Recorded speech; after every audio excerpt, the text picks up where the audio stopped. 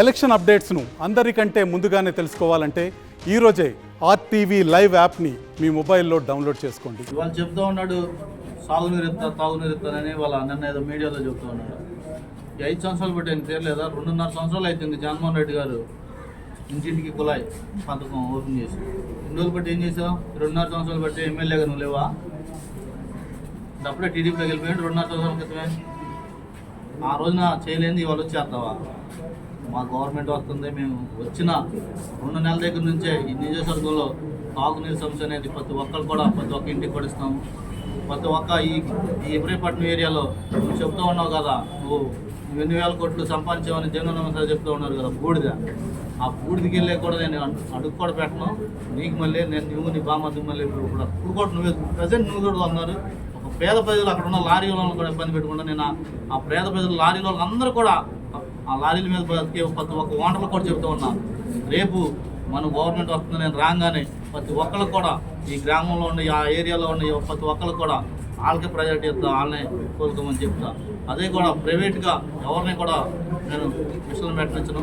Government కూడా 5 పెట్టిన అన్నారు. అవసరమైతే ధర్మం వాళ్ళని మళ్ళీ మాట్లాడి ఇంకొక 5 పెంచేసి వాళ్ళకే ఇచ్చేసేసి రోజుకో టిప్పు 2 టిప్పులు వాళ్ళకే అప్పచెప్పి ఆ ప్రజలకే నేను ఇస్తా తప్ప నీకు మళ్ళీ దళారులకో రౌడీదారులకో పెట్టి నేనైతే అక్కడ చెప్పను. రియల్గా చెప్తున్నా, ఆ బూడిదికెళ్ళి నేను కన్నెత్తి కూడా చూడను. నీకు మళ్ళీ ఏదన్నా బతికితే బతికే ఎప్పటి నుంచో బతుకుతున్నారు కాబట్టి వాళ్ళకే అప్పు చెప్తే నన్ను బతికితే శుభ్రం బతితే నాకు మన సామాన్య వాళ్ళు కూడా నన్ను ఉంటే రోజుకో వాళ్ళు 2 రోజులు 3 రోజులు టిప్పు తోలుకోను కావాలని రోజుకో టిప్పు తోలుకుంటారు అంత తప్ప నీకు మళ్ళీ పేదవాళ్ళ మీద చిల్లర పైసలు వేసుకునే మనస్తత్వం నాకు కాదు.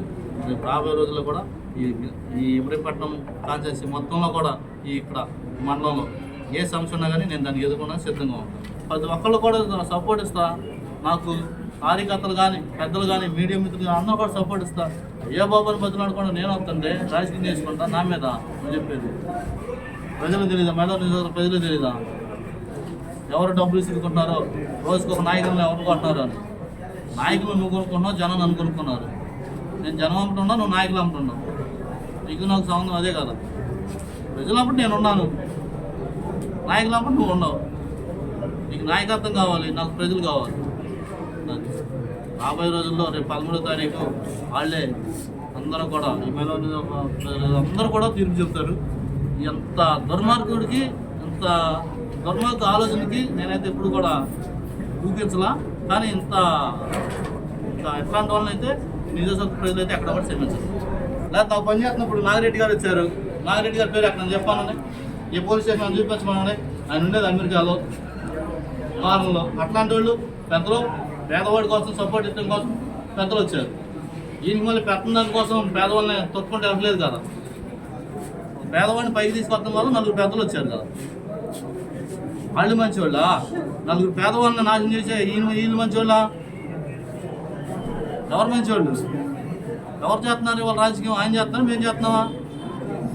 మీరు చూస్తూనే ఉన్నారు కదా, ఎక్కడెక్కడ ఎవరైనా డబ్బులు పెట్టుకుంటున్నారు తెలుస్తున్నానుగా. ప్రతి ఒక్కటి తెలుసు కదా మీకు, ప్రతి ఒక్కటి కూడా తెలుసు కదా ఎవరెవరిని ఏ రైతులు ఎక్కడెక్కడ ఎందుకుంటున్నారు. నిన్న డబ్బులు ఎవరు దొరికినాయి? నాకు దొరికినాయి డబ్బులు. నా దగ్గర డబ్బులు ఉన్నాయా? మొన్న ముందు ఎవరు దొరికింది? రెడ్డిగూడి మండలంలో రియల్గా అయిందే కదా. ఇన్ని మాటలు చెప్తున్నావు, ఇన్ని అబద్ధాలు ఆడటానికి కూడా కొంత అద్దు ఉంటుంది. ఆ అద్దు కూడా మించి మాట్లాడుతూ ఉన్నాడు. జగన్మోహన్ రెడ్డి గారు అంటే చేయలేదంట. 4 నెలల క్రితం నువ్వేం మాట్లాడు ఈ మీడియా వాళ్ళు అందరితో పాటు రికార్డు అడు కనపెడితే తలకాయ ఎక్కడ ఎత్తుకున్నారో కూడా అర్థం అవ్వాలి కదా. 2,000 కోట్లు నాకు ఇచ్చాడు, 2,000 కోట్లు నేను అభివృద్ధి చేశాను, ఇన్ని ఓపెనింగ్ చేశాను, ఇన్ని శంకుస్థాపన చేశాను, రోడ్లు ఇన్ని డ్రైన్లు ఇన్ని. ఈ కొండపల్లికి నేను పెట్టిన డబ్బులు ఈ 10 సంవత్సరాలు ఎవరు పెట్టలేదని ఆయన సవాల్ చేసి చెప్పాడు. మరి కొండపల్లికి అభివృద్ధి లేదని ఈయనే చెప్తున్నాడు. ఇన్ని కోట్ల రూపాయలు పెట్టిన డ్రైన్లు కట్టా, ఇన్ని కోట్ల రూపాయలు రోడ్లు పోతున్నాను ఆయనే చెప్పాడు. అది అబద్ధమా? ఇది అబద్ధమా? అప్పుడు చెప్పింది అబద్ధమా? ఇప్పుడు చెప్పేది అబద్ధమా? ఏది నిజం? నేను చెప్పేటట్లు నేను ఈ నిజస్వర్గం మొత్తం మీద 20,000 ఇళ్ల పట్టాలు ఇచ్చాను, 11 పేదవాళ్ళకి గూడు ఇచ్చాను. నా జన్మ ధన్యమైంది. ఇన్ని కోట్లు డబ్బు సంపాదించినా కానీ నా జన్మ ధన్యం వల్ల ఈ పేదవాళ్ళందరికీ జనాన్న ద్వారా నాకు మంచి చేయడానికి అవకాశం కుదిరిందని చెప్పావు. అదే ఇదే అంటే ఈ పేదవాళ్ళకు నువ్వు పట్టాలు ఇవ్వలేదా? ఈ 20,000 మందికి పట్టాలు ఇవ్వలేదని పట్టయితే అది ఊకినేనా? ఏం మాట్లాడుతున్నావు కూడా అర్థం తెలుసుకోండి. మాట్లాడాలంటే మాకు చాలా ఉన్నాయి, మాట్లాడాలంటే నీ మీద మాట్లాడాలంటే మేమైతే అంత